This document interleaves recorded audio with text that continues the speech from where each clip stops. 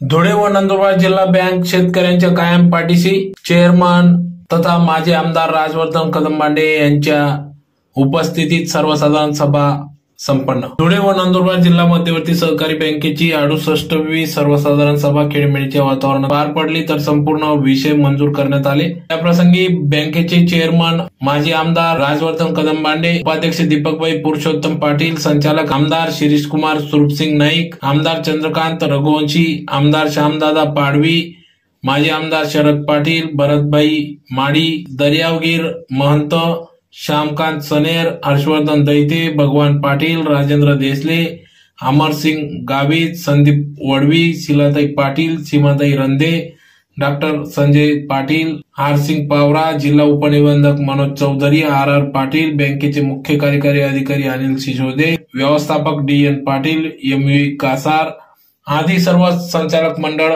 या ठिकाणी उपस्थित होते. त्याचबरोबर मोठ्या संख्येने सभासद वर्ग देखील उपस्थित होता. कर्जदार सभासदांनी 31 मार्च पर्यंत किंवा त्यापूर्वी खरीप कर्जाचा भरणा केल्यास केंद्र शासनाच्या आदेशाप्रमाणे त्यांना 3 लाख रुपये कर्जापर्यंत 0% व्याज असेल, अशी माहिती या ठिकाणी बँकेचे चेअरमन कदमबांडे यांनी दिली. तर बँकेच्या शेतकऱ्यांनी 2024-25 या आर्थिक वर्षात चालू पीक कर्जाची एकूण 90%, मार्च व जून 2025 अखेर 92% व्याजासह कर्ज परतफेड केली. बँकेच्या माध्यमातून शेतकऱ्यांना पाठबळ दिले. शेतकऱ्यांना कायम मदतीचा हात यापुढे देखील दिला जाईल, असे देखील त्यांनी सांगितले. तर बँक शेतकऱ्यांच्या कायम पाठीशी असून धुळे नंदुरबार जिल्ह्यामध्ये बँक शेतकऱ्यांच्या पाठीशी असल्याचे चेअरमन कदमबांडे यांनी सांगितले. तर अतिशय खेळीमेळीच्या वातावरणात सदर वार्षिक सभा पार पडली. ज्यांचा तिघांचा आता कॉन्ट्रीब्युशन आपल्या बँकेत आहे, त्यावेळेला सरकारी अधिकारी घ्यावा लागतात. या पूर्वीच्या काळी अशी परिस्थिती होती की एक सर्वव्यवस्थापक बँक सांभाळत होता, परंतु आता जो अधिकारी आहे त्याला सहकार्याचं ज्ञान पाहिजे, त्याला आरबीआयचे नियमांचं ज्ञान पाहिजे, त्याला नाबार्डच्या नियमांचं ज्ञान पाहिजे. या पार्श्वभूमीवर जवळपास 100 केसेस अशा आहेत की ज्या 140 ज्या केसेस आहेत, 140 केसेस या कोर्टामध्ये आहेत आणि टॉप 20 माणसांची वसुली आपल्याला मोठी अवघड आहे. अशा परिस्थितीमध्ये त्यांना ठेवणं आपल्याला गरजेचं होतं आणि म्हणून आजच्या बँकेच्या मिटिंगमध्ये आम्ही सर्व संचालक मंडळाने याच्यावर चर्चा केली आणि धीरज चौधरींना मुदतवाढ द्यायची किंवा नाही याबाबतचे एक ठराव करून पूर्ण अधिकार आम्ही आमचे चेअरमन साहेबांना या ठिकाणी दिलेला आहे. मला विश्वास आहे आपल्या सगळ्यांच्या साक्षीने जो ठराव आपल्या जनरल बोर्डाच्या मागच्या सर्वसाधारण सभेत झालेला आहे त्या ठरावाचा अवमान होणार नाही आणि आजही आपण ती परिस्थिती मांडली. त्यामुळे धीरज चौधरींना आदरणीय चेअरमन साहेब चर्चा करून त्यांचा प्रस्ताव रिझर्व्ह बँकेकडे पाठवून त्याला संमती मिळवून आणतील अशा प्रकारचा विश्वास या ठिकाणी व्यक्त करतो. पुन्हा एकदा सर्वांचं स्वागत करतो आणि बँकेने जे काही पीक कर्ज वाटप केलं आहे त्या पीक कर्जामध्ये आपण 90% आपल्या सर्व सभासदांच्या सहकार्याने आपलं वसुली झाली.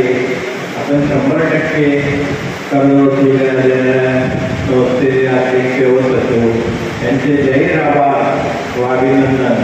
परंतु पीक कर्जासाठी शेतकऱ्यांना आव्हान करतो की त्यांनी नियमित कर्ज भरणा करून मूळ प्रभावात सामील व्हावे. गरीब पीक कर्ज वाटप शासनाने 259.1 कोटी पीक कर्ज वाटपाचे लक्ष्य देण्यात आले.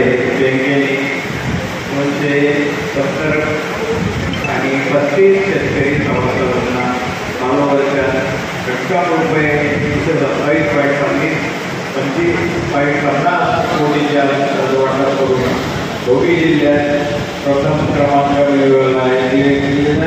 लक्षापेक्षा 126% जास्तीचे कर्ज वाटप केलेले आहे. पीक कर्ज वाटपच्या बाबतीत नाबार्डच्या निर्देशनामध्ये शेतकऱ्यांच्या हितासाठी 100% कर्ज वाटप धनादेश वैयक्तिकद्वारे केलेले आहे. केंद्र सरकारच्या वाहक सवलती योजनेत चालू वर्षी मार्च अखेर 6% व्याज भरणा करून शासनाकडून भरलेले व्याज परस्पर डीबीटी मार्फत शेतकऱ्यांच्या बचत खात्यावर शासन जमा करणार आहे. शासनाने बँकेच्या खात्यात जमा केलेल्या बँकेकडून शेतकऱ्यांच्या खात्यात जमा करण्यासाठी त्यामुळे शेतकऱ्यांचे KYC ते पूर्वला प्रवेश करावे. बँकेच्या RBIच्या मापदंडानुसार 9% या बँकेची 12.92% चक्र टाकला आहे. मागील 7 वर्षांपैकी 190.41 कोटीची वाढ झाली असून मार्च 2024 पेक्षा 2025 ₹23.19.35 कोटीची वाढ झालेली आहे. सर्व व्यक्ती सरकारी संस्था यांना आवाहन करण्यात येत आहे की